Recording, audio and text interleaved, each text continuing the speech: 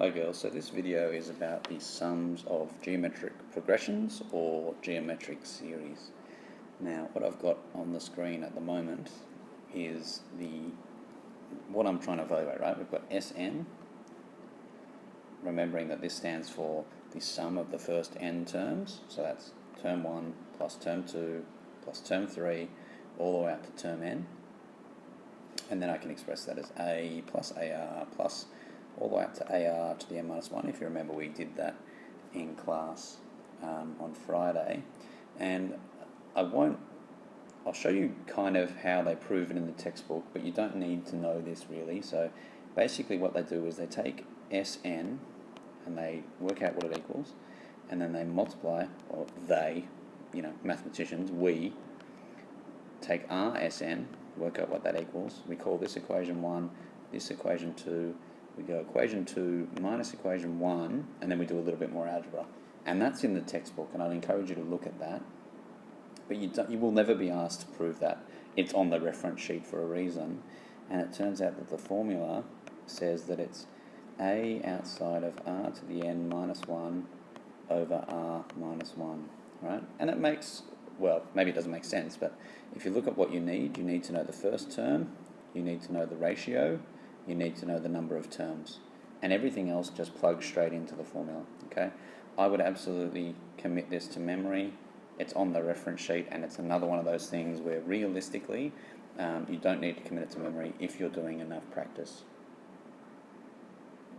Now, you can absolutely always use that formula. However, there is another form of the formula. It's a nice, fun thing to say, and it looks like this. And hopefully you can see all that I've done to get from the first one to the second one is I've just flipped the order of those two things, which is done by multiplying the top and bottom, by minus 1. Okay, and these things are identical, and it's a good idea to memorize both of them. But in fact, and you should actually be utilizing both of them as well. And what we're going to end up doing is we're going to say, if r is bigger than 1, we're going to use this one here, because then you can see that I'm going to divide by a positive number, right? That's the bit that's hard, the dividing. So if r is bigger than 1, then r minus 1 is a positive number. And if r is less than 1, then we're going to use this one here. Okay, because again, you're dividing by positive. Some people will say if r is bigger than 1 or r is less than minus 1, we use that. And if r is less than 1 and it's less than minus 1, we use that. Okay, and it's up to you whether you want to adopt that approach. But personally for me, that's what I do. And I'm hoping that someone out there is noticing that we have never thought about what happens when r is 1. And that might be a question you want to think about. That's a question mark. That's it. Okay, now we've got the formulae. Let's do some examples. Don't forget to pause as you're taking notes. Okay, so here's my first example. Find the sum of the first 10 terms of this particular series. Okay, so remember the formula. Let's go back and have a quick look. We need the first term, we need the ratio, we need the number of terms. Okay, I have the first term, I have the number of terms, and I can find the ratio by picking any two consecutive numbers and dividing them by one another. Now, technically, it hasn't told me that it's a geometric series. Probably they will. But we could also check, and we could go 48 divided by 12 also equals 4. So the ratio is the same, so it must be a geometric series. Okay? And then, so the sum, S sub 10 equals formula. First term, the ratio is bigger than 1, so I'm going to put it first.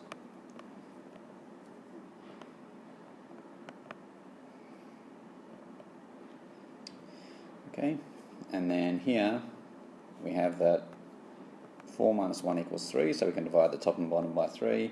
and then 4 to the power of 10 obviously is 1,048,576, and we minus 1 from there. And that's the answer.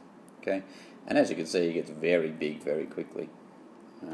Might be worth, you might like to calculate the 10th term and just see exactly how big it does get. Okay, that's one example. Here's another one. So again, we've got to evaluate this sum. So we need the first term, we need the ratio, and hopefully it's fairly obvious that it's a half, right? It's 8 divided by 16, or it's, sorry, they're divided by signs, it's hard to do dots, or it's 4 divided by 8, and both of those are a half. And then we need the number of terms.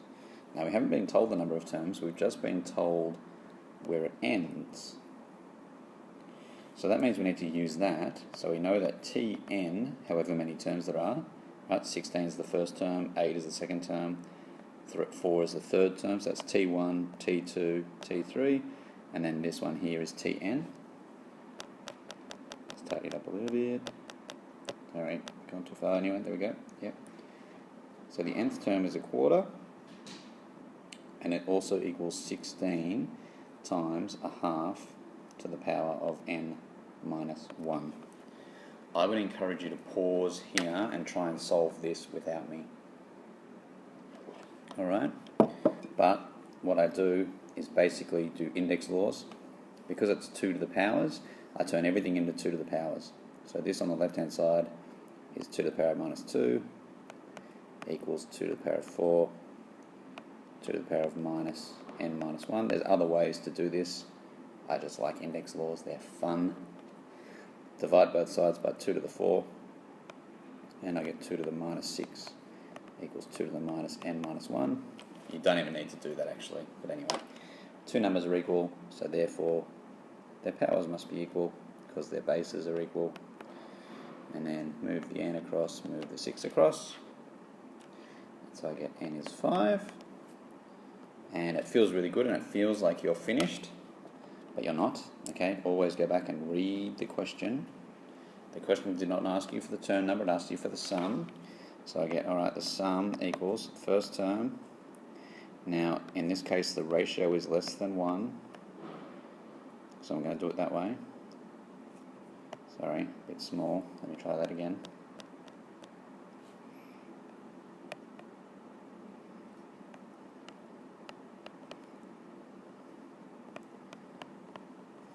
Okay, so on the bottom I'm dividing by 1 minus a half. So that's the same as multiplying by 2. So then I get 32 outside of 1 minus, so 2 to the power of 5. So 2 cubed is 8, 2 to the 4 is 16, so 2 to the power of 5 is 1/32. So that is 32 minus 1, or 1. Okay.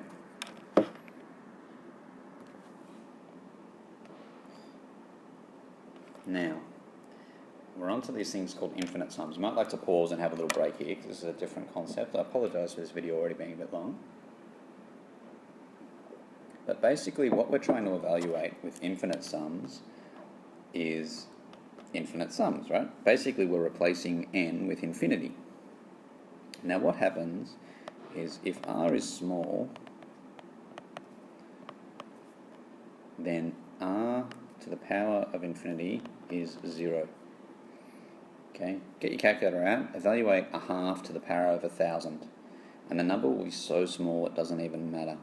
Okay, so we can replace this sentence here with saying if r is a fraction, and that's not a precise thing to say, but I like to think of any number between 1 and minus 1 as a fraction in some sense. Okay, then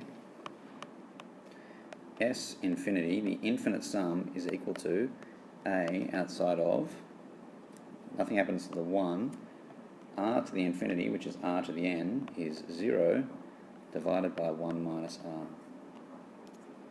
So the infinite sum is a over 1 minus r. And that is true for all numbers between 1 and minus 1. And again, you should absolutely commit this thing to memory. off the top of my head, I can't actually remember if this is on the reference sheet, and I don't have one with me right now. I apologise. Okay. Let's do a couple of quick examples.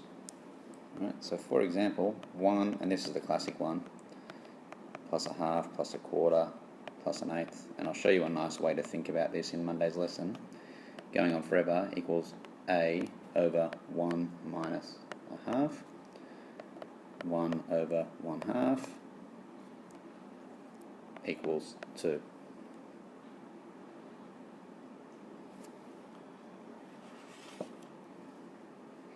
Okay, that's basically it, all right? And then we'll do a bunch of different, we won't. I'd like you can go to your textbook. Actually, scratch that. The first thing you should do is go to Grove and have a look at the worked examples there, because they're numeric. And then, maybe on Wednesday's lesson, or maybe tomorrow, depending on where you're up to, you could look at the worked examples in our textbook, all right? Particularly 16 and 17. And go through them. Okay, so what I would like you to do now is, first of all, look at this photo of my dog wearing a singlet, and then I would like you to go onto Portal and complete the quiz. Okay?